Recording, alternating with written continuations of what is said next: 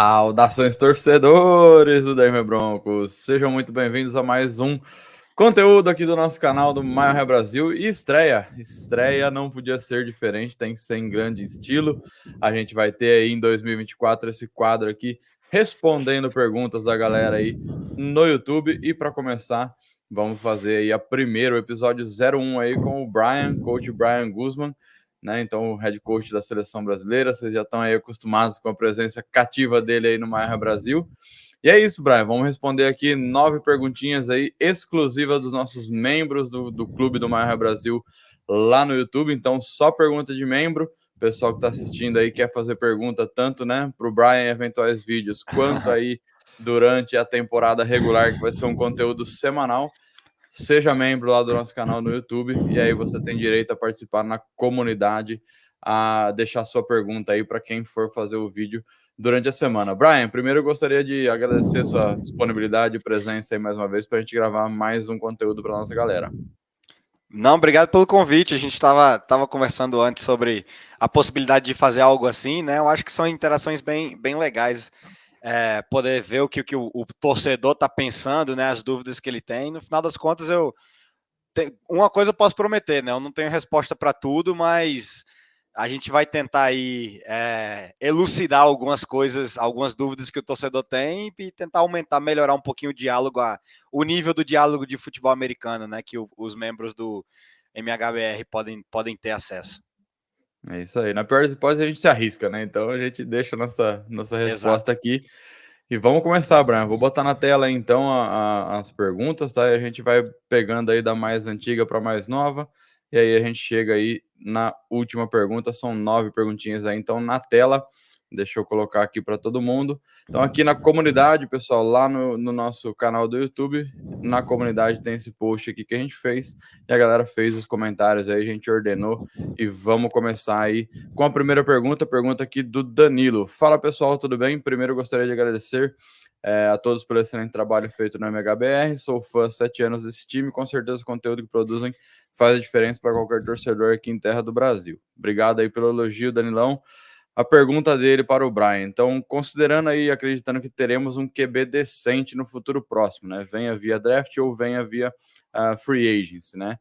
O que podemos esperar do desempenho do ataque? Então, relacionando as características reais da filosofia do Sean Payton a um QB que consiga minimamente colocar em prática aí a filosofia dele, né? Então, o Danilo quer saber como seria esse balanço aí, Brian, desse QB via draft ou free agency, filosofia do Sean Payton, um QB que consiga executar ela, o que a gente pode esperar? Pois sendo bem sucinto, né? Eu acho que o Sean Payton ele depende muito do que é a operação do ataque, né? O que é a operação do ataque? Isso é bem legal porque vendo ultimamente umas entrevistas recentes do CJ Stroud, por exemplo, para quem quiser ver, né? Ele deu uma entrevista muito legal para o The Pivot, né? Para o podcast lá do Ryan Clark com o Fred Taylor e o Channing Crowder. E uma das coisas que ele fala, nesse tema, eles estavam falando sobre o Brock Purdy, mas ele menciona que antes do QB poder tentar um passe na NFL, existe todo um processo e uma operação que tem que acontecer para que aquele passe possa existir. Né? E em algumas oportunidades eu cheguei a falar sobre isso, mas as oportunidades vão desde o tempo que você leva para escutar o play call, para reproduzir o play call no huddle, né, para alinhar, para utilizar o motion e shift que está no play call com os olhos na defesa para você ver a chave que o Peyton quer que você veja, com aqueles motions ou shifts, certo? Para você utilizar a voz e a cadência indicada na jogada, e daí executar, snap e executar a jogada. Tudo isso é uma operação. Você imagina que o play clock da NFL é de 40 segundos? Entre uma coisa e outra, né, a gente está falando realmente de operar tudo isso em 25 segundos, em média. Assim, sendo bem generoso, né, fazer toda essa operação. Essa é a base do sistema do Sean Payton. É a base de qualquer sistema da NFL, mas quando a gente fala de ritmo e tempo e timing, isso é muito importante. Porque a partir do momento que você começa a se atrasar com essa operação, começa a faltar tempo e você começa a jogar slop, você começa a jogar desleixado, você começa a jogar improvisando, você começa a jogar fora de estrutura. E com certeza a gente deve entrar nisso aí em outras perguntas, mas o mínimo que eu espero de um QB confortável dentro desse sistema é que a gente não esteja operando tanto fora de estrutura desnecessariamente. Jogar fora de estrutura é um requisito na NFL, vai acontecer. Mas isso tem que acontecer quando a defesa, quando o outro time quebra com a sua estrutura. Né? Quando E for aí, imposto você, né? exato. Jogar fora de estrutura tem que ser uma reação a um estímulo. Ela não pode ser uma consequência de executar mal a nossa operação. Né? Então, isso é o que tem acontecido muito antes. É muito difícil, ele falou, por exemplo, ter um QB decente. Né? Eu espero que a definição de um QB decente esse ano na NFL tem sido tema de grandes debates. Né? O que é um QB decente, o que é um game manager, o que é um game changer, o que é isso, o que é aquilo. E no final das contas, eu acho que a gente precisa de um QB primeiro que possa colocar a gente no lado certo da probabilidade de anotar pontos. O que eu me refiro aí? O que eu estou me referindo a isso? Existe uma estatística bem conhecida no futebol americano de treinadores, que é, se você tem 0 jogadas negativas em uma série ofensiva, um drive, sack, tackle for loss, falta, né, um hold, um false start, a falta que for, flag que for, você tem 52% de chance ou mais de sair desse drive com pontos. 0 jogadas negativas do ataque, certo? Se você tiver uma jogada negativa do ataque, uma falta do ataque no drive, a sua probabilidade de sair desse drive com pontos cai para 25%. Caramba. Uma jogada negativa. Então, antes da gente começar a falar do que a gente pode fazer explosivamente, a gente tem que eliminar essa grande probabilidade que a gente tem de gerar jogadas negativas, que tem sido muito altas nos 2 últimos anos, menos ano passado do que no ano do Hackett. Melhorou um pouco, mas ainda assim. Então é muito importante começar com isso. Eu diria que nos diálogos do Peyton, se eu tivesse que apostar, ele está falando isso, né? Don't beat ourselves. Como a gente pode encontrar um QB que não vai influenciar na probabilidade de a gente perder o jogo. Antes de ganhar, você tem que aprender a não perder. Né? Então, consistentemente é isso. É um QB que possa evitar essas jogadas negativas, né? Consistentemente, para que, sem que ele precise ser um super-herói, a gente possa estar do lado certo dessa probabilidade de 50% de sair de um drive com pontos. E até tocando num ponto aí que você abordou na tua resposta, vai de encontro com a segunda pergunta. Eu assisti, né, e o Esdras aqui, nosso membro, se refere, né, ao vídeo da entrevista do Drew Brees, né? Então ele parabeniza aí nossa equipe, gostou bastante aí do vídeo do Gustavão com o Brian lá sobre, né, o vídeo da semana passada, elucidando tudo aí do ataque. E ele queria saber a opinião do Brian da entrevista do Drew Brees, né? Então, o ponto que eu me refiro aí, que você já fez um paralelo, Brian, é que o Drew Brees falou exatamente na entrevista que o ataque do Sean Payton tem que ser um ataque ritmado, né? Tem que ser um cara que vá fazer as coisas dentro do script. E o meu feeling, né, André? O Sean Payton gosta de comandar tanto que ele gosta de dar para o quarterback até o que ele chama de improviso, que não vai ser um improviso. Se improvisar, faça isso. Ele gosta de ir até, acho que nesse nível de detalhe com o QB, né? Mas isso não é tão incomum, sabe, André? Eu assisti essa entrevista, depois você mandou a pauta com as perguntas. É uma entrevista muito interessante, e ele fala disso que a gente mencionou, né? Ele fala da questão da operação, mas eu acho que o Drew Brees, ele tocou numa tecla diferente dessa parte da operação, que é a parte, como você fala, do ritmo no jogo aéreo. O que é ritmo no jogo aéreo? Ritmo no jogo aéreo é você casar, você conseguir sincronizar os seus olhos com os seus pés como QB. Basicamente é isso, certo? Então, para cada conceito de passe, você tem um tipo de dropback, né? Dropback é depois que você recebe a bola no shotgun ou embaixo do center, quantos passos para trás você dá como QB. Isso não é aleatório, está sempre determinado pelo conceito que você está lendo. Então, no shotgun, que é mais comum hoje, né? Você vai lançar um quick game, um passe rápido, geralmente é o que a gente chama de one step.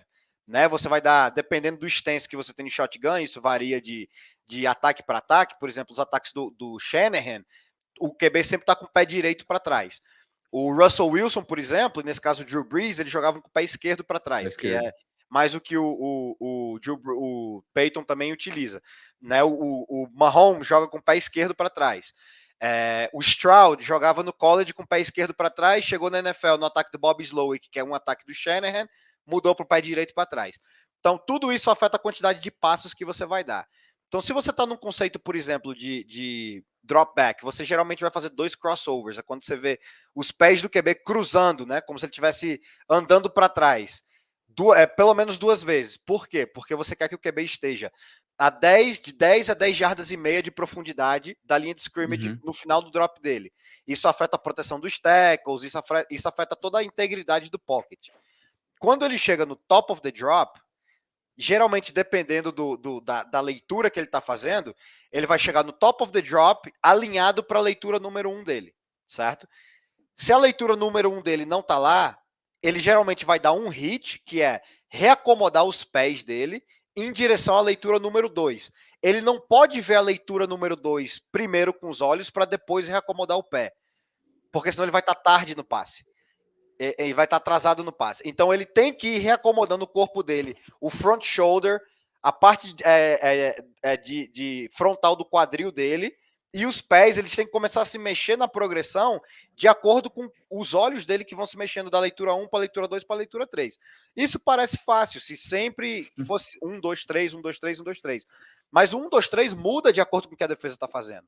Então tem conceito que é, olha, se é um safety no centro do campo, o seu 1 começa do lado de fora e você vai de fora para dentro. Mas se for 2 safeties, você vai começar de dentro para fora e o seu 1 está dentro e o seu 3 está fora. Né? Tem N tipos de leituras que o QB é ensinado a fazer. E se você não tiver nesse ritmo, você vai estar tarde em passes, você vai perder caras que estão entrando em ventanas que na NFL, janelas que na NFL são muito pequenas, né? E fecham muito rápido.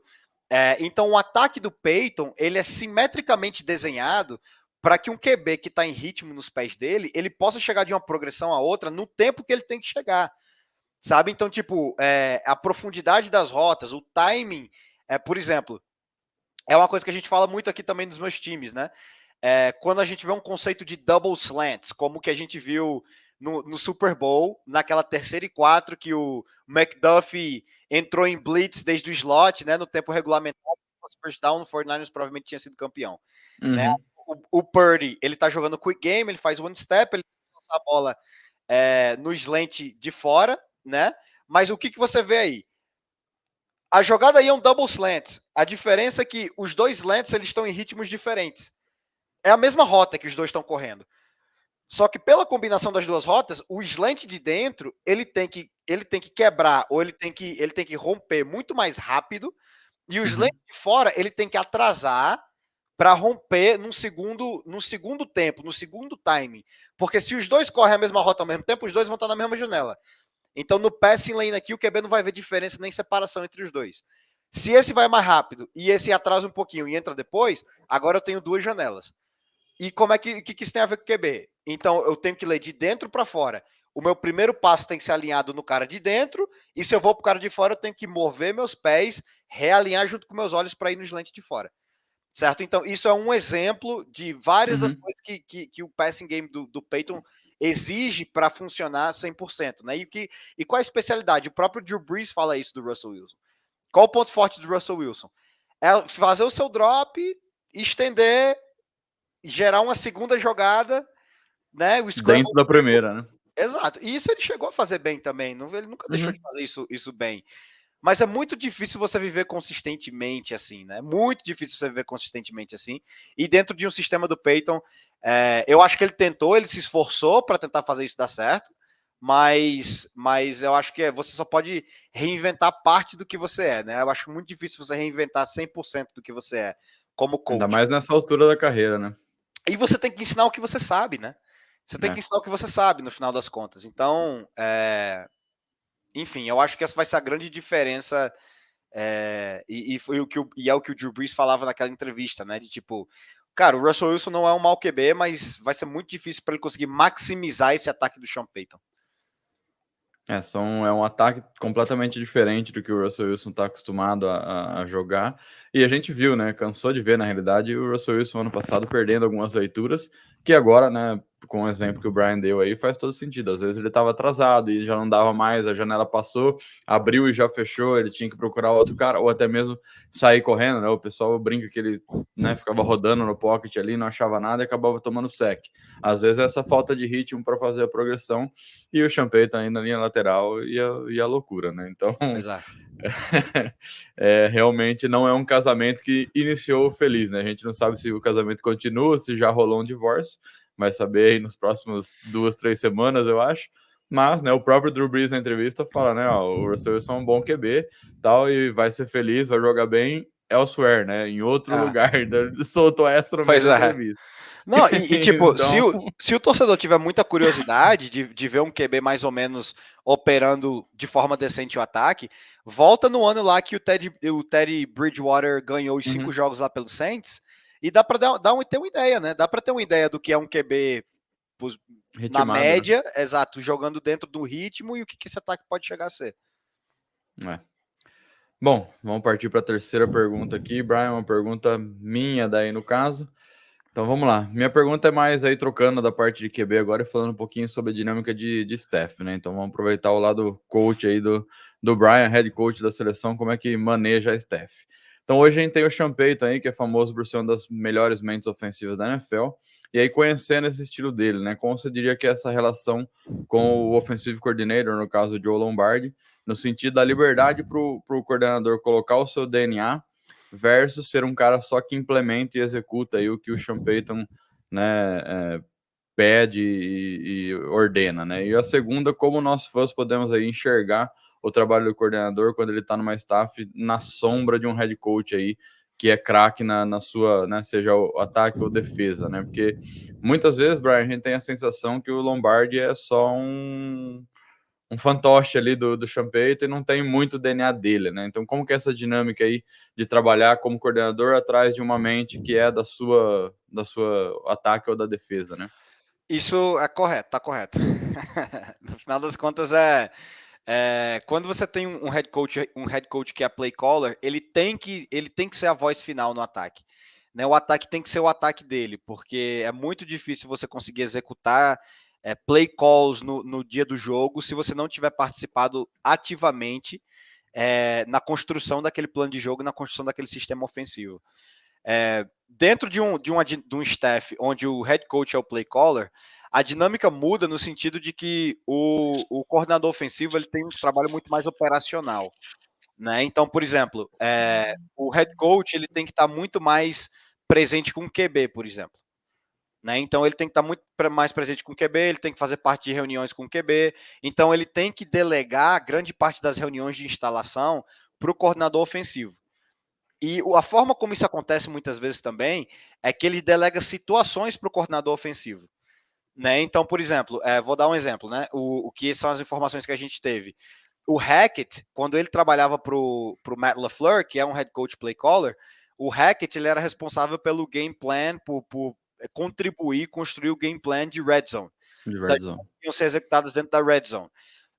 Se o head coach tem essa confiança, né? Se o play caller tem essa confiança no coordenador ofensivo, ele vai delegar situações cruciais para o coordenador ofensivo.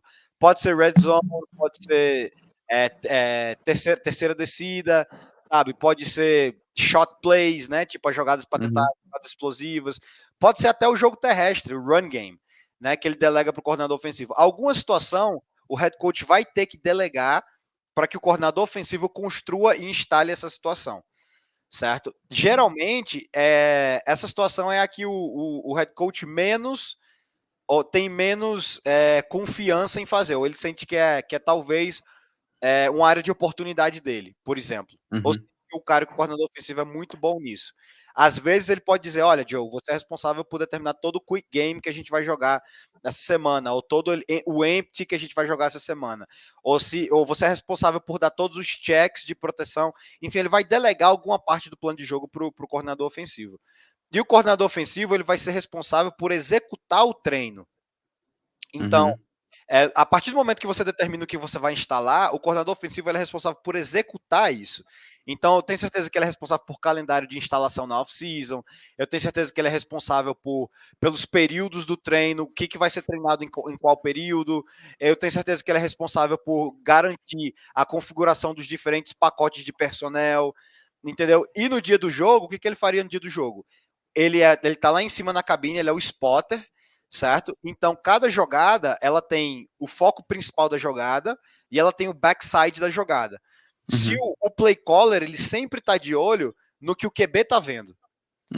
Então, o play caller, ele sempre, por exemplo, se ele manda uma jogada que a progressão é 1, 2, 3 de fora para dentro, então o play caller vai mandar a jogada e ele vai olhar a mesma progressão que o QB está vendo. 1, 2, 3 de fora para dentro. O coordenador ofensivo não precisa estar vendo isso. Então ele vai estar vendo o backside da jogada, ele vai estar vendo alguma rota isolada, ele vai estar vendo a proteção, né? Ele vai estar vendo outras coisas para alimentar o play caller com a informação necessária. Sabe? Tipo, ele pode chegar e dizer, tipo, Joe, a gente mandou tal jogada. O que aconteceu aí? Por que ela não funcionou?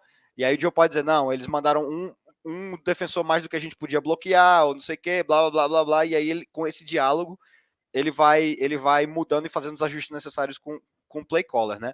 O papel de um coordenador ofensivo play caller é muito importante.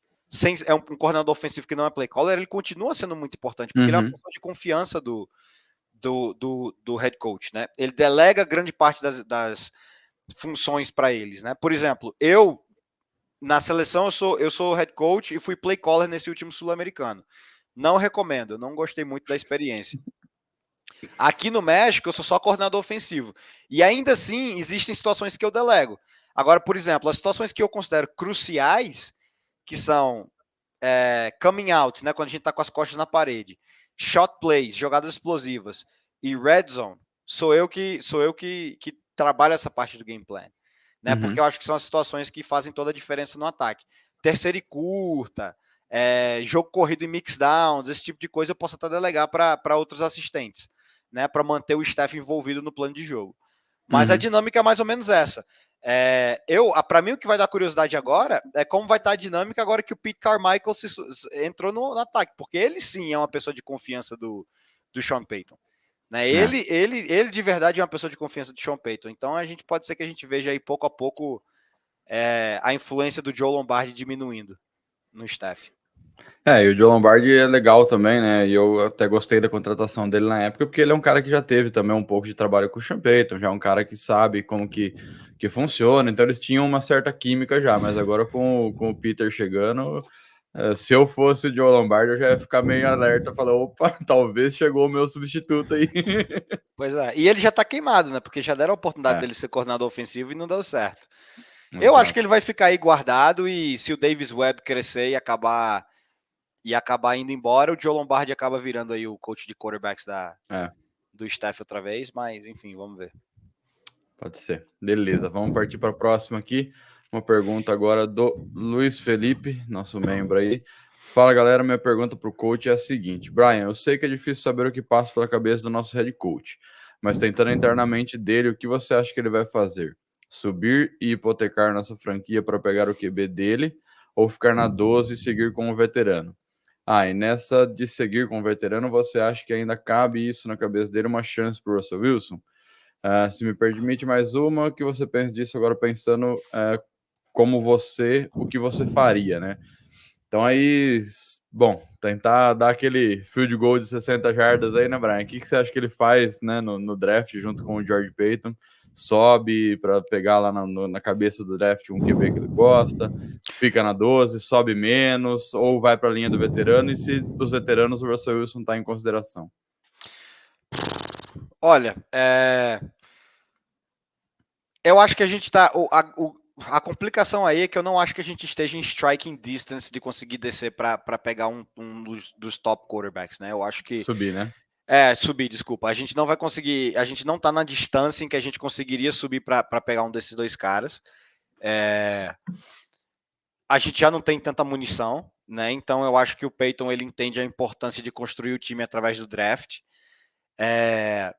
Agora, se a gente for interpretar as coisas que ele tem falado, né, nesse circuito de entrevistas do Super Bowl, ele chegou a mencionar que se ele se apaixonar por algum QB, ele não se importa em que lugar a gente vai selecionar esse QB. Então, isso quer dizer muitas coisas, né? Isso pode significar que ele não se importa de, sei lá, pegar um QB no terceiro round e contar que esse QB, e deixar esse QB disputar a vaga para disputar a titularidade. E isso pode significar que ele também não se importa de fazer um trade para subir e pegar um QB lá em cima, né? No final das contas, isso pode significar as duas coisas. E eu acho que como você tem que ter essa convicção, eu concordo com ele nesse sentido. Eu também acho que ele foi honesto no ponto de dizer, olha, eu ainda não comecei a ver nenhum desses QBs do draft. Então, nesse momento hoje que eu estou dando essa entrevista, eu não posso te dizer se a gente vai se desfazer do Wilson, se a gente vai fazer isso, se a gente vai fazer aquilo, porque eu não sei, a gente vai começar segunda-feira a analisar esses caras. Obviamente, o personnel do scout já começou a fazer isso há muito tempo, né? Mas a gente sabe que para um QB chegar nesse time, quem vai decidir sim ou não vai fazer como o imperador romano é o Peyton, né? Então ele está convencido sobre um QB. Então vai ser muito curioso ver como esse processo vai se desenrolar. Eu acho que a gente não tem condições de subir para um top 5, mas se um dos QBs que ele quer tiver caindo, por exemplo, até 9, pode ser que ele tente subir aí. Isso sabe? eu acho plausível. Porque o 9 é o segundo pick do Bears. Uhum. Então, tipo, eu acho que esse deveria ser o pick que a gente tem que estar de olho nesse pick aí, é o 9. Porque, por exemplo, sei lá, QBs vão cair no draft também, no processo de draft, sabe? Eu acho que de slam dunk QBs de first round, sem contar necessidade de mercado, para mim só tem 2, né? Que é pelo que eu assisto de college football, né? Também não parei para assistir vídeo de todos os QBs que existem aí, mas para mim só existem 2, que é o Caleb e o Drake May. Né, eu acho que nenhum dos. Pode ser que algum outro QB seja selecionado na primeira rodada, mas aí na minha opinião, é muito mais por necessidade do mercado do que por talento de primeira rodada que esses caras teriam, sabe? Vejo muita gente falando do Jayden Daniels, eu não vejo tudo isso no Jayden Daniels, pelo que eu vi ele jogar. Traduzir, de que eu acho que se poderia traduzir para a NFL. E o J.J. McCarthy, eu não vou nem entrar nesse assunto, né? Mas enfim, e essa é a realidade, né? Então a gente tem que ver, tem que prestar atenção, tem que ver como é que ele vai operar. E eu ficaria de olho nesse pick 9 aí do Bears. Se ele subir, eu tenho quase por um QB. Se ele subir é por um QB, eu tenho quase certeza disso. Agora, o que isso quer dizer para o Wilson?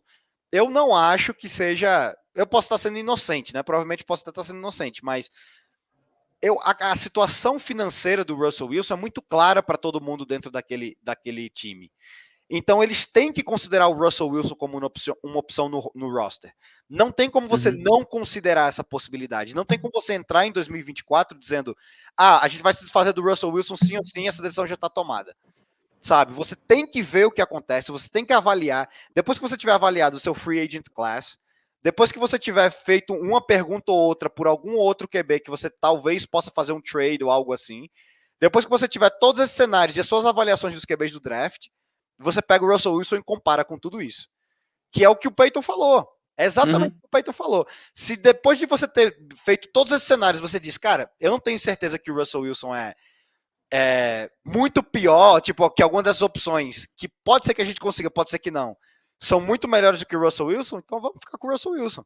No final das contas, essa decisão que eles vão ter que tomar, essa decisão que eles vão ter que fazer. Esse é o processo, no final das contas, né? Então vamos ver. Eu acho que existe sim a possibilidade do Wilson ficar.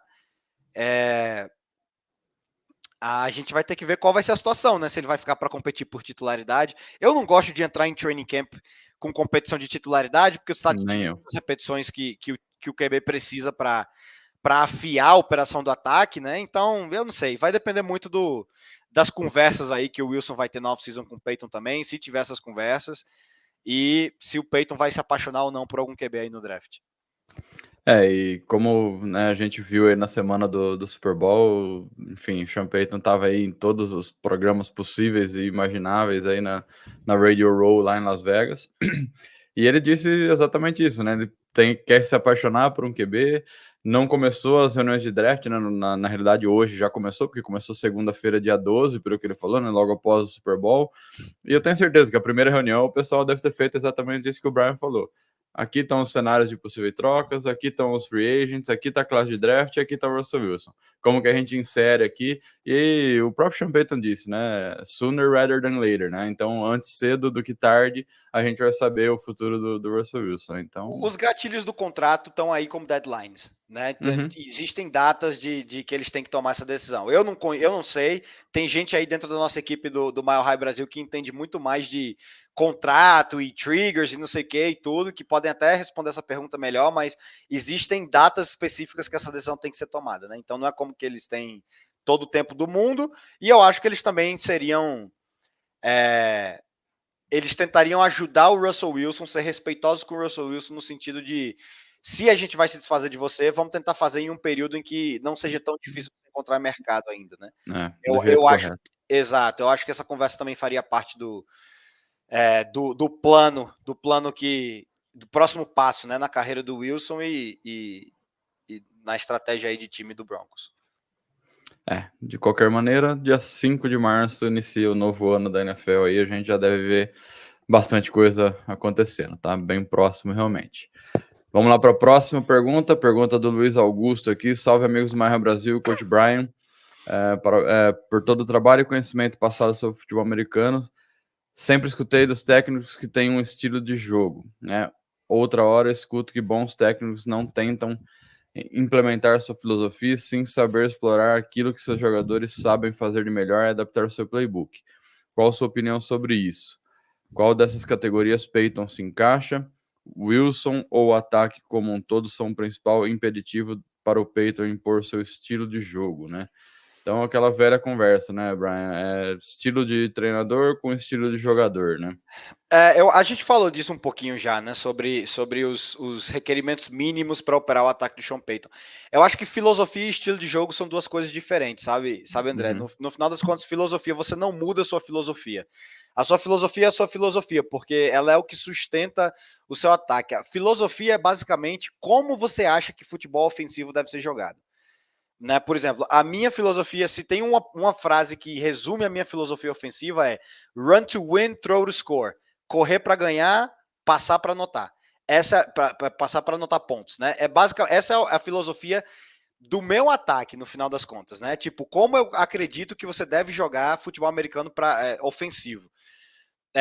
Essa filosofia, ela não vai mudar se você tem, sei lá, Michael Thomas ou se você tem Alvin Kamara, sabe? Ela não vai mudar se você tem Drew Brees ou se você tem Teddy Bridgewater, sabe? Tipo, você não muda essa filosofia. O que você muda, você pode mudar, por exemplo, ok, eu acredito eu acredito que quando você chega na red zone, a minha filosofia é que na red zone a gente vai lançar a bola, certo? A gente vai lançar a bola. Por quê? Porque na red zone o campo está condensado, é mais difícil correr, geralmente as defesas vão jogar man coverage, você tem que poder lançar a bola na red zone para anotar. Isso é uma filosofia, certo? O que estilo de jogo que você adapta ao jogador é você dizer, beleza, o meu melhor recebedor, o Courtland Sutton, ele é muito bom em rotas isoladas. Então eu vou jogar em formações em que ele esteja no backside de formações carregadas de 3-1, e eu vou dar para ele, sei lá, 5 opções de rotas que a gente vai trabalhar constantemente no training camp, e quando a gente chegar na temporada, eu vou encontrar 5 formas diferentes de isolar o Courtland Sutton do lado de fora dos números. Você não mudou a sua filosofia continua sendo lançar para ganhar de man coverage na red zone. O que você está mudando, o que você está adaptando ao jogador é mandando uma jogada para tentar realçar os pontos fortes dele. Por exemplo, o Jerry Jeudy. O Jerry Jeudy, ele já mostrou por muitos anos na NFL que ele está 1-1, não é ideal para ele. Tipo, ele não ganha consistentemente esses duelos. Uhum. Tanto é que nenhum treinador, já em 3 staffs diferentes, tentou colocar ele 1-1 na red zone para ganhar contra um corner número 1, certo? E tentar fazer uma jogada. Quase nunca isso acontece. O Jerry Jeudy é muito bom em quê? O Jerry Jeudy é muito bom em double moves, o Jerry Jeudy é muito bom em crossers, né? Cruzar o campo. Ele é muito rápido, ele consegue quebrar com brackets, né? Com coberturas duplas, como cruzando o campo de um lado a outro, fazendo todo mundo perseguir ele. Então, o que você faz? Você chega na red zone, você chega num momento e você coloca o Jeudy em crossing routes. Você não mudou a sua filosofia, você está adaptando o seu sistema ao que seus jogadores fazem bem. Sabe? Tipo, eu acho que o Peyton faz isso muito bem. Uhum. Né? Se vocês perceberem, o nosso jogo corrido ano passado, com o Javonte Williams, era o greatest hits do Javonte Williams. Era gap, toss. Gap, toss. Era só o que o Javonte Williams corria, era isso. Sabe? E isso é o que ele tinha feito bem nos primeiros anos dele, né? Na liga.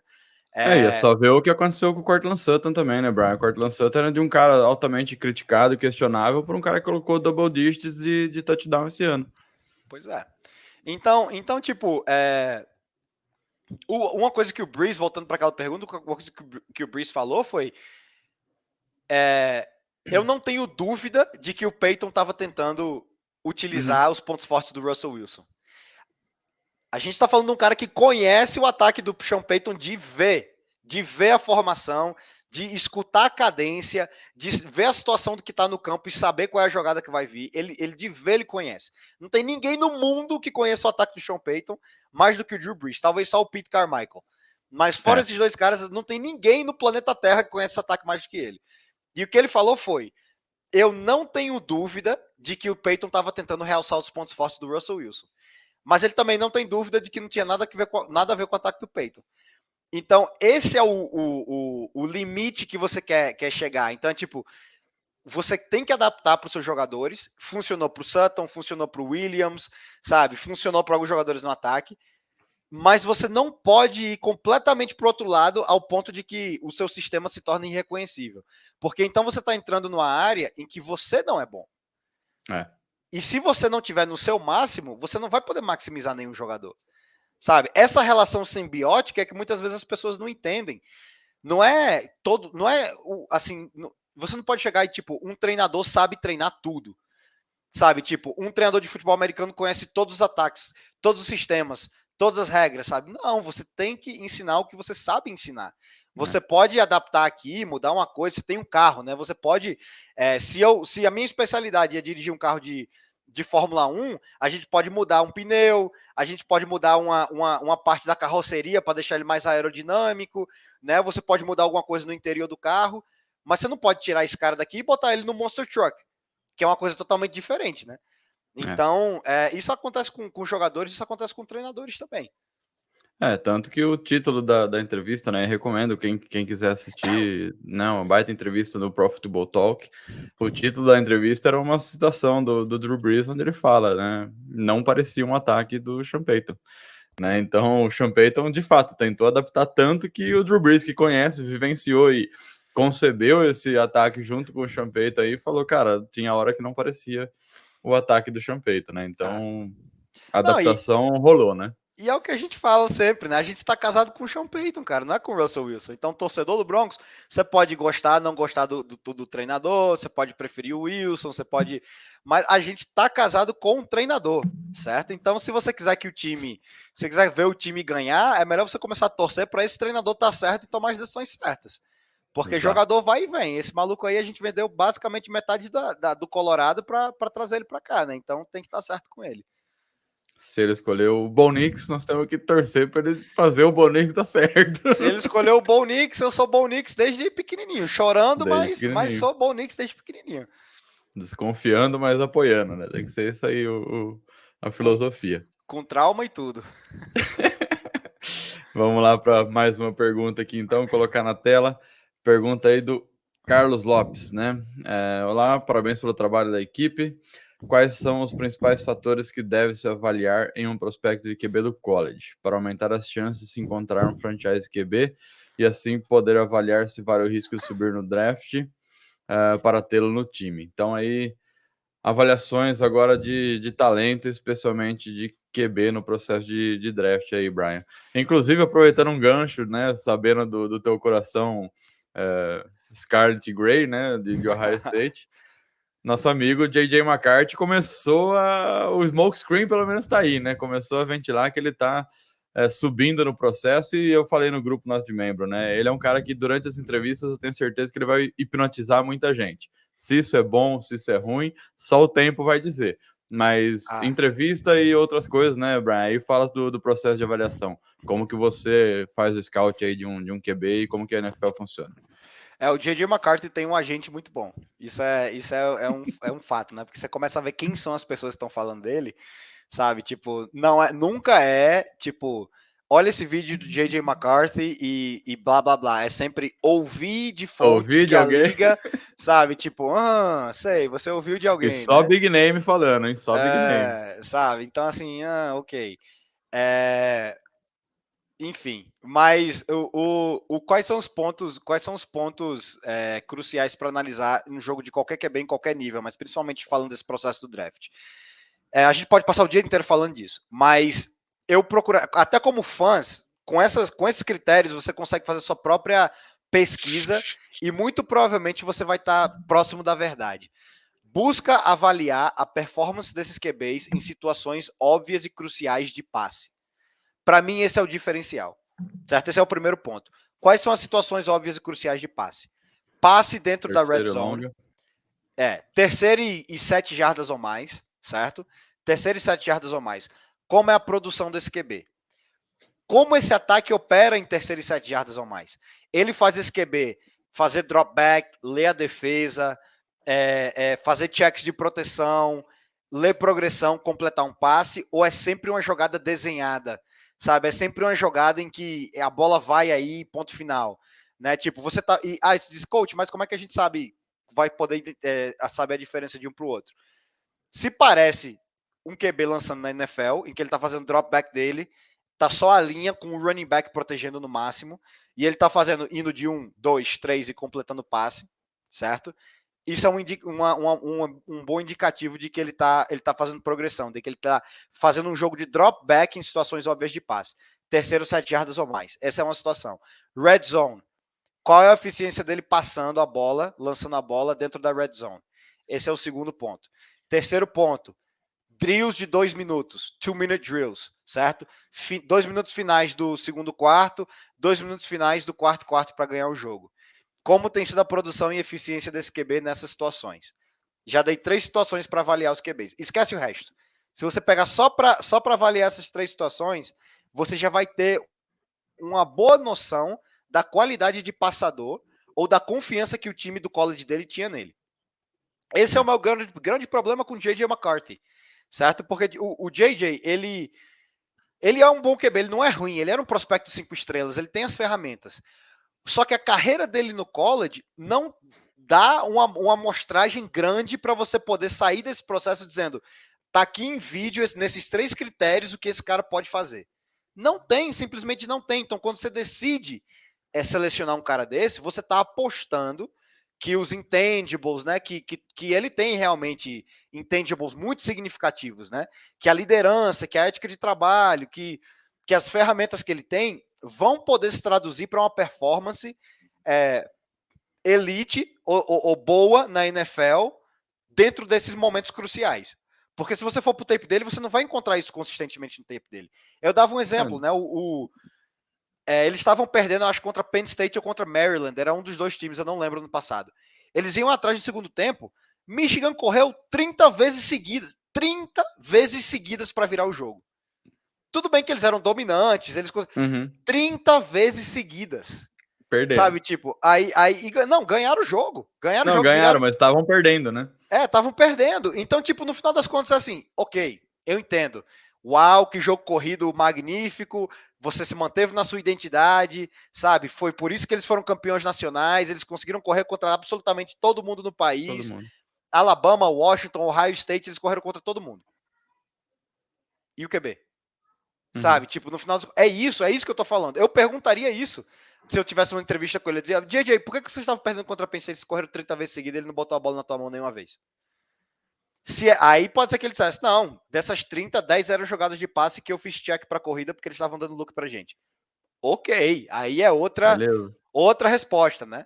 Mas isso tem que ser um ponto de análise de todos eles. Mas esses seriam os critérios que eu avaliaria num QB. A performance e eficiência deles em terceira e longa, drive de 2 minutos e dentro da red zone. Certo? Esses são os primeiros pontos que eu avaliaria com ele.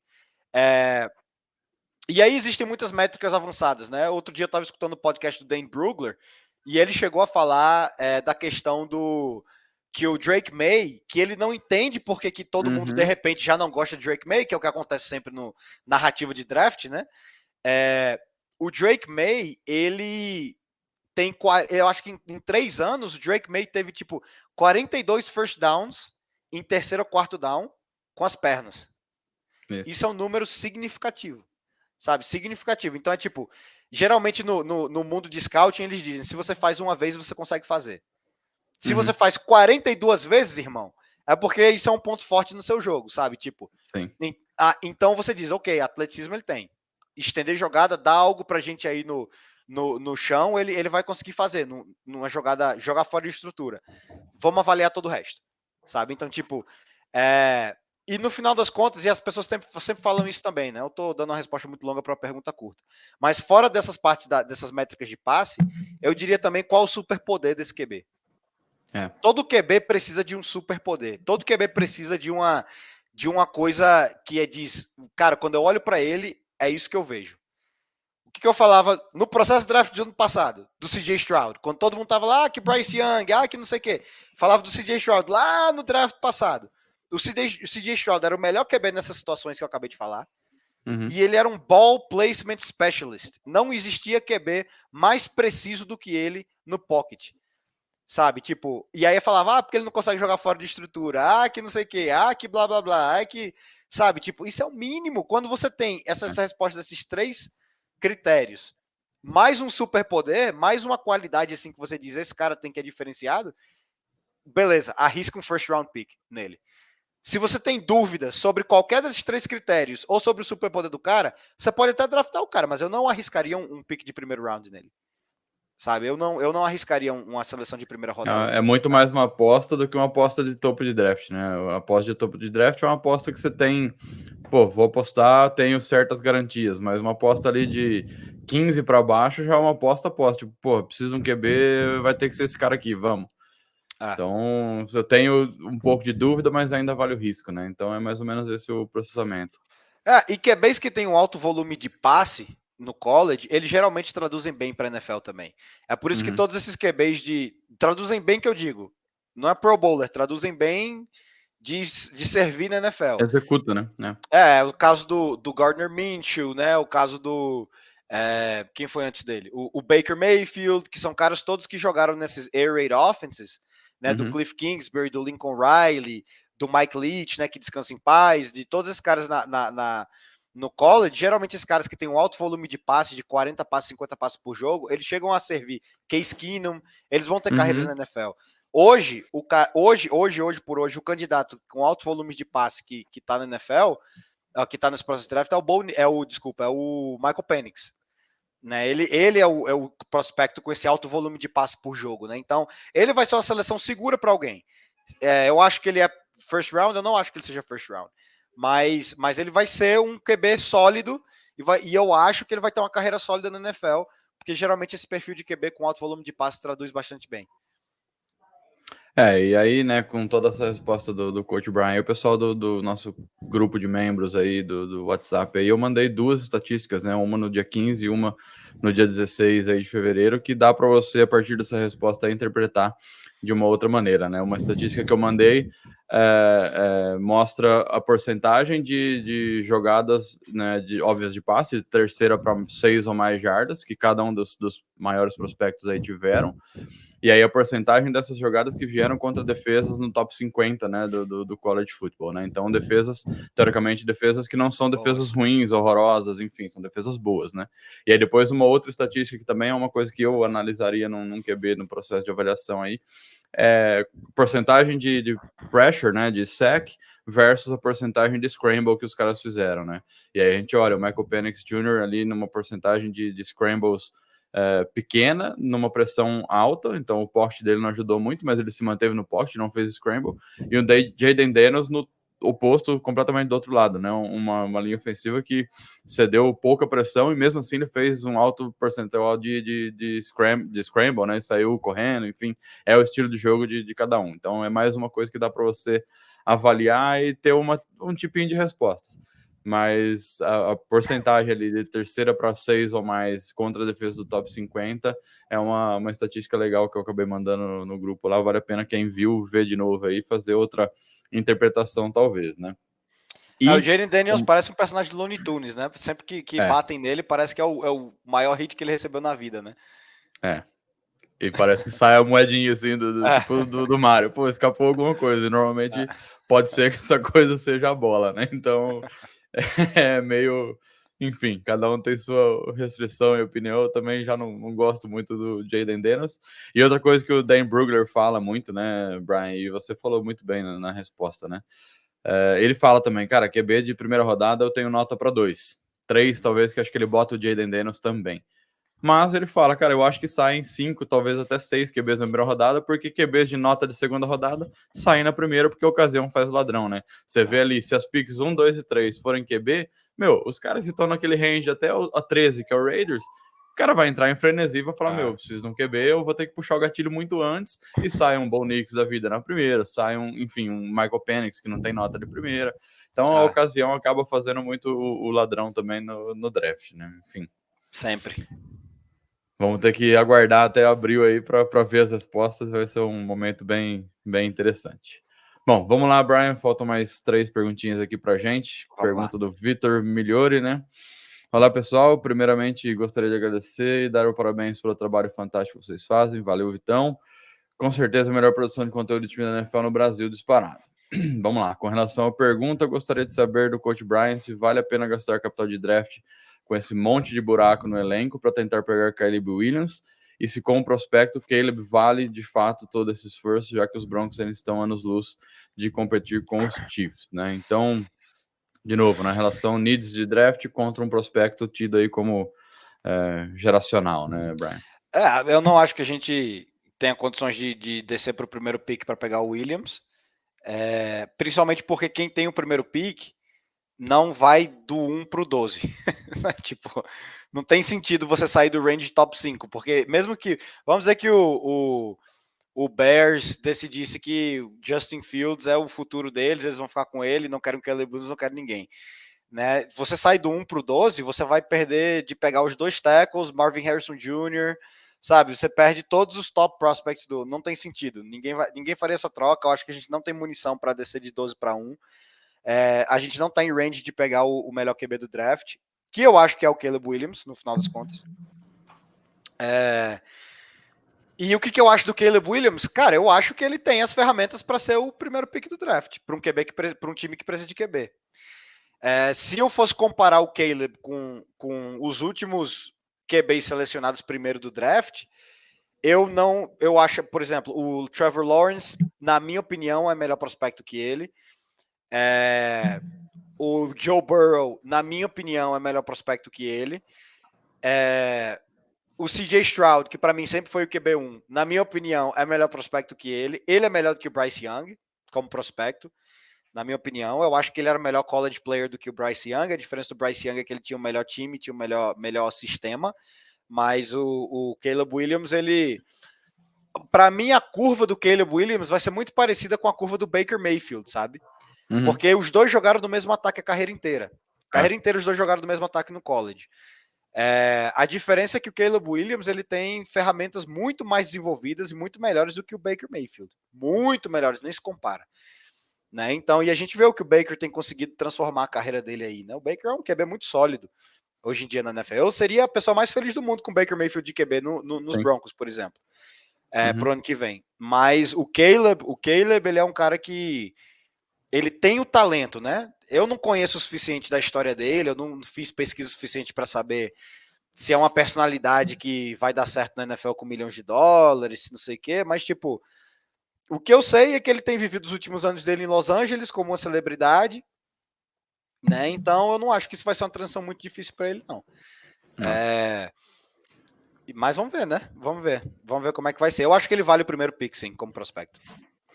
Eu tava vendo, não lembro agora o nome do analista aí, mas o cara falou, eu tô cansado desse termo talento geracional, eu vou começar a lançar um outro que é o talento statue builder, né, que tem que construir uma estátua pro jogador aí, e ele colocou o Caleb Williams como um cara desse, né, então... ele não tem, o Caleb Williams, ele não tem justificado isso. Ele tem as ferramentas e a projeção para isso, mas ele não tem justificado isso.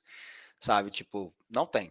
Desculpa, mas não tem, né? O Joe Burrow, ok, constrói uma estátua pro Joe Burrow, né? Porque tudo que ele fez, Joe Burrow teve a melhor temporada na história de um QB do colegial, sabe, tipo, campeão invicto, beleza, constrói uma estátua pro cara. Mas o Caleb, ele não tem a produção para mostrar isso, não. Ele tem as ferramentas, né? Mas a produção ele ainda não tem, não.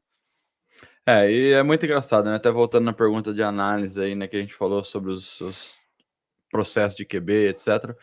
Uma hora que a gente olha para um Caleb Williams, ele tem todas as ferramentas ali e tem uma mínima prova de que ele consegue utilizar todas as ferramentas, né? Um J.J. McCarthy, por exemplo, a gente não tem essa certeza, que a gente não viu ele usando a ferramenta, né? Então, ele pode dar certo? Óbvio, ele pode dar super certo, ele pode ser o melhor QB da classe, mas ele entra no processo de draft deixando muita dúvida na cabeça da galera. Exato. Pô, será que eu consigo apostar isso aí? O cara não mostrou que tem, será que ele tem? De alguma maneira, naqueles processos que, né, Pro Days, enfim, entrevistas, aí algum time vai ter que sentir um pouco mais de segurança que o outro para puxar o gatilho e fazer a aposta, né? Então, o processo de draft é um negócio bem subjetivo, cada time tem um board, cada time tem uma filosofia, cada time tem um gosto, né? Então, enfim, ele pode ser o QB número 1 do board de alguém aí, e a pessoa tá sentado na 18 e feliz da vida que ele sobrou e puxou o gatilho. Ó, eu vou vou deixar essa tarefa de casa pro torcedor que quiser fazer uma pesquisa sobre o J.J. McCarthy, certo? O J.J. McCarthy é o clássico exemplo do cara que é assim, você planteia, você levanta uma dúvida sobre o J.J. McCarthy, baseada em números, né? Tipo, cara, o cara foi campeão nacional completando 10 passes no jogo, certo? Ok. E aí aparece alguém com um highlight reel de passes espetaculares que o J.J. McCarthy fez. E beleza, esses passes existiram, é aquela coisa do scout, se você faz uma vez, você pode fazer. Né? Então é dizer, não, que não sei o que, tá vendo aí, olha esse passe, o cara não tem como fazer esse passe, não é bom, e não sei o que. E as duas coisas são verdade. Sim. As duas coisas são verdade, no final das contas, certo? Então, essa tarefa de casa, essa é o trabalho de casa que eu vou deixar pro torcedor que quiser. Assiste a semifinal do College Football de 2022, Michigan contra TCU, que Michigan perdeu para TCU e foi um jogo que Michigan saiu da sua identidade e tentou passar mais a bola e colocar mais o jogo no J.J. McCarthy. Tudo bem, Sim. Ele era um sophomore, era o segundo ano dele no college, certo? Ele não era um junior, ele não tinha tanta experiência. Assiste esse jogo, tá? Então, a partir daí. Segundo jogo, assisti esse jogo primeiro e depois assiste o jogo do J.J. McCarthy contra Alabama esse ano. A semifinal desse ano em que ele ganha, em que ele realmente precisa operar um drive, certo? Para conseguir virar o jogo no final. Preste atenção na seleção de play calls desse drive e na execução, certo? Se você puder assistir o jogo todo, assiste o jogo todo. Que você vai ver que ele não foi Peyton Manning nesse jogo, não. Mas nesse drive específico, talvez foi o melhor drive da carreira dele. E compara as duas coisas. Porque aí o que você vai ver é um floor, um piso e um teto. Hoje, né? Hoje. Essas seriam as duas comparações para mim, mas fica aí tarefa de casa pro torcedor. Jogos e highlights fáceis de encontrar aí no YouTube pra galera que quiser seguir a tarefinha do Coach Brian aí. Exato. Vamos lá, Brian. Mais duas aqui pra gente matar. Pergunta do nosso apoiador Paulo Viotto, né? Nosso membro agora, né? O Paulo Viotto foi um dos primeiros apoiadores nossos aí, conhecido de longa data. Gostaria de perguntar ao Brian se ele considera que, se Russell Wilson for mantido e tivermos algumas adições no ataque, ele ainda pode levar o Denver Broncos após temporada? E também se ele acha que o time deve seguir com o VJ, isso que aconteceu contra os Dolphins foi um acidente de percurso, ou melhor, né, uma tragédia de percurso, né? Paulo Viotto, que inclusive estava em Miami no 70-20, né? É o pé gelado, mas, pô... Bom, se você não estiver no jogo, Paulo, então pode ser que tenha sido um acidente de percurso, né? Mas, cara, ele devia ter pedido reembolso desse ingresso aí. Devolução.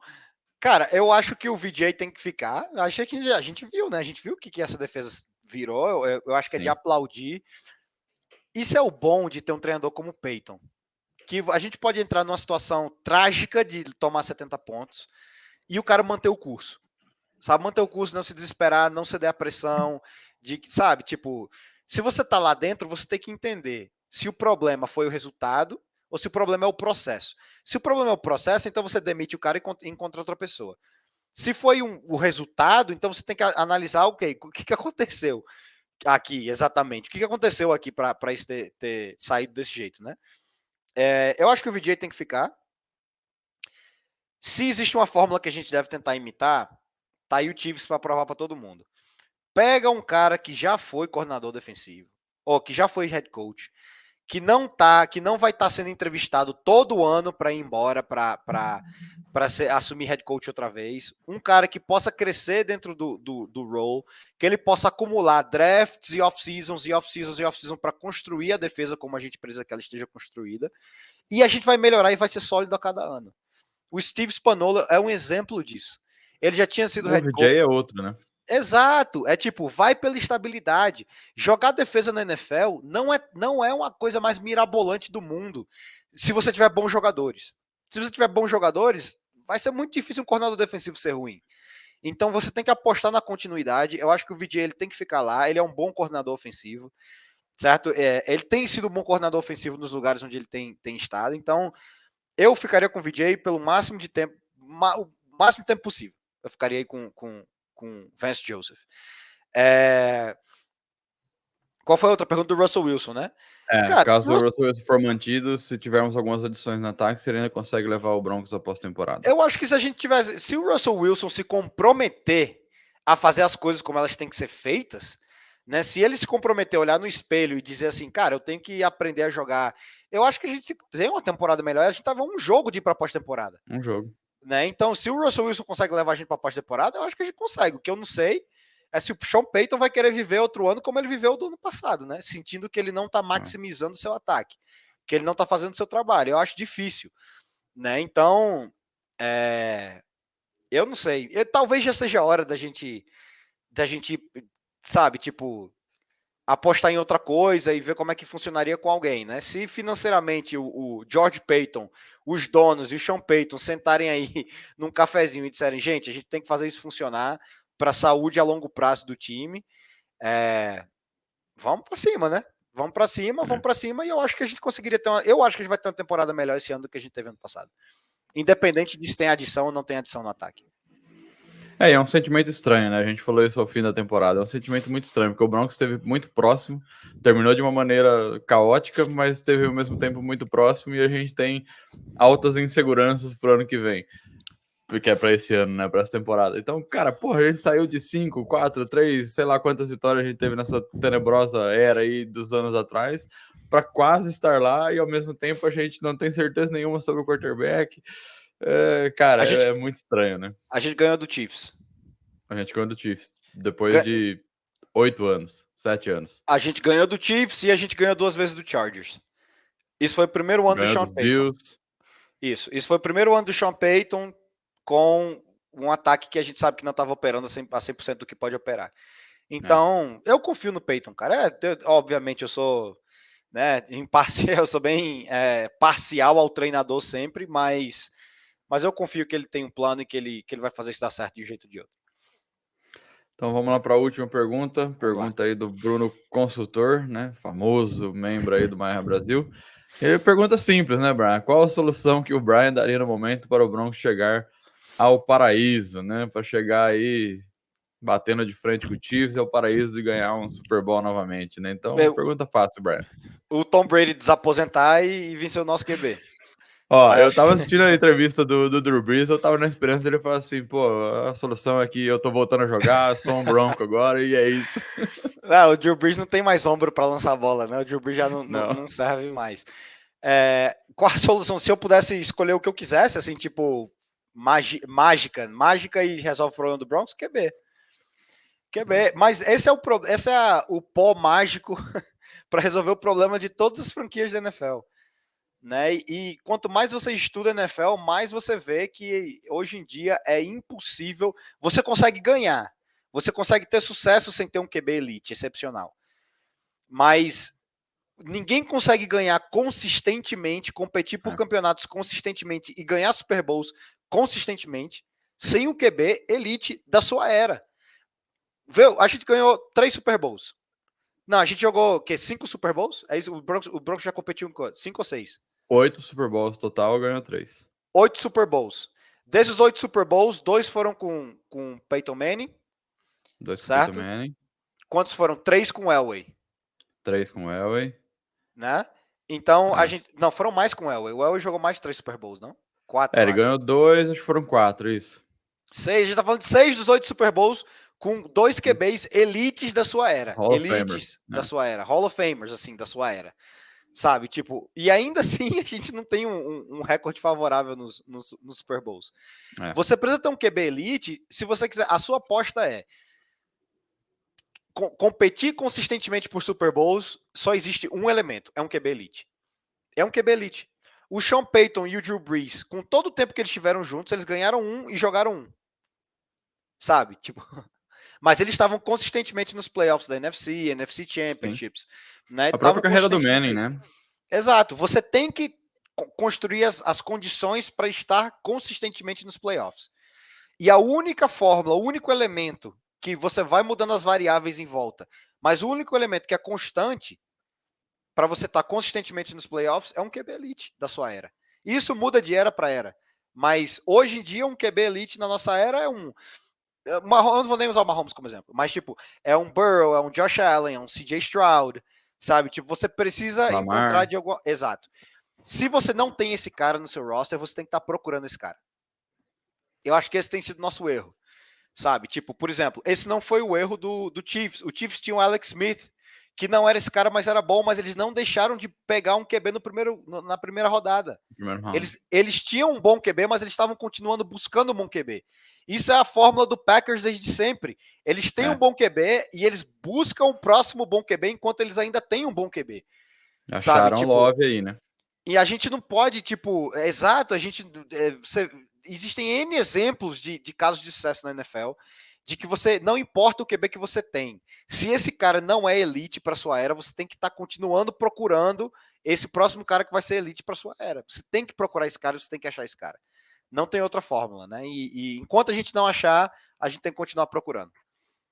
E não adianta, né, pensar também, né, o conceito de elite aí na cabeça da galera, não adianta ser o cara que é flash e faz big plays, igual o Mahomes fez grande parte da carreira. A gente vê um Super Bowl aí, 5 dias atrás, onde a gente teve um elite no Mahomes, um extraterrestre, enfim, e um Brock Purdy, que é um QB bom, né, não é elite, mas ele é um QB que chegou no Super Bowl. E aí, cara, se você olha os passes que o Mahomes fez, né, foram 34 passes, 4 desses 34 foram para 15 ou mais jardas somente. Teve uma big play de 52 jardas e o último drive, reassista o último drive na prorrogação. Cara, ele fez todos os passes da maneira absurdamente mais segura possível. Nenhum passe dele passou perto de ser um passe breakout, né, um passe desviado. Todos os passes foram curtos, meio de campo, né, meio da defesa, screens. Chegou lá e ganhou numa jogada batida, ganhou o Super Bowl e fez o touchdown da vitória. Elite é o cara ser esse cara que ele sabe, eu vou ganhar assim, assim, assim. Não, e ele não era assim, ele se tornou assim. Né? É o pior ataque do Chiefs, Brian. É o pior ataque do Mahomes e ele ganhou o Super Bowl. Essa é a maior tragédia para a NFL, é que o Mahomes agora tá virando Tom Brady, né? Uhum. Tipo, à medida que ele vai envelhecendo, ele tá se tornando um QB melhor. Ele tá envelhecendo como vinho, né? Tipo, ele tá... Mas, enfim, não adianta também comparar com ele, porque nesse processo de querer achar o próximo Mahomes, o Panthers terminou com o Bryce Young e deixou passar o CJ Stroud. Nessa percepção de que um QB elite tem que ser o Mahomes. Um QB elite ele não tem que ser o Mahomes. Burrow não tem nada a ver com o Mahomes. Trevor Lawrence não tem nada a ver com o Mahomes.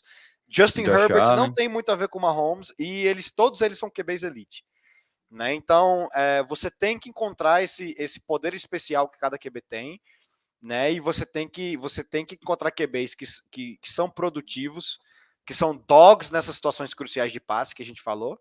E você tem que ter alguém para desenvolver esses caras. Né? O Andy Reid batia na trave a carreira dele inteira até ele encontrar o QB dele. Porque ele também não ganhou o Super Bowl com o Alex Smith. E nem com o Donovan McNabb. Sabe? Então quando ele encontrou o QB dele, 3 Super Bowls. E o Andy Reid teve no Eagles o que todo mundo chamou de Dream Team e não ganhou o Super Bowl. Ele ganhou com o Mahomes. Né? Então... Pois é. Então a solução mágica aí é essa. Tá fácil. Tá fácil. E assim, né? Tem que tentar, né, Brian? Se for via draft, a gente tem que tentar, porque o investimento do Broncos em QB em primeira rodada é irrisório, para não dizer patético, né? Nosso investimento é muito baixo. Pois é. Bom, é isso, galera. Agradeço aí a participação do Coach Brian, agradeço a todos que vão assistir esse conteúdo. É o primeiro Maior Brasil respondendo perguntas aqui, né? A gente vai ter esse quadro fixo durante a temporada regular. A gente vai ter outras entradas aí durante a pós-temporada, né? Nessa intertemporada, momento de draft, enfim, combine, todo o training camp, a gente vai aparecer algumas vezes, mas é a estreia vão se acostumando aí, pessoal que já participou, pessoal que não participou dessa vez aí, nossos membros, ativem o sininho aí, a gente posta na comunidade lá o post exclusivo para deixar as perguntas, essa vai ser a dinâmica durante a temporada regular, deixem as perguntas lá, Coach Brian com certeza aparece novamente com a gente aqui, mas nós, né, editores do Marra Brasil, durante a temporada vamos estar fazendo esse conteúdo e o operacional vai ser esse aí, né? Comunidade, deixa o comentário, participa aqui, a gente responde o vídeo. E para você que quer deixar sua pergunta e não é membro, é fácil, só virar membro aí. E a gente tem aqui os nossos planos, então venha conhecer lá no nosso clube de membros os benefícios, os planos, plano Demetrius Thomas, plano Peyton Manning, plano John Elway. Se torne um membro aí do Marra Brasil, conteúdo antecipado, conteúdo exclusivo e a participação com a gente aí no grupo do WhatsApp com toda a frequência aí, todo dia a gente está conversando. Brian, aquele abraço, muito obrigado mais uma vez por participar do conteúdo. É isso aí, Gol Broncos, valeu galera. Valeu.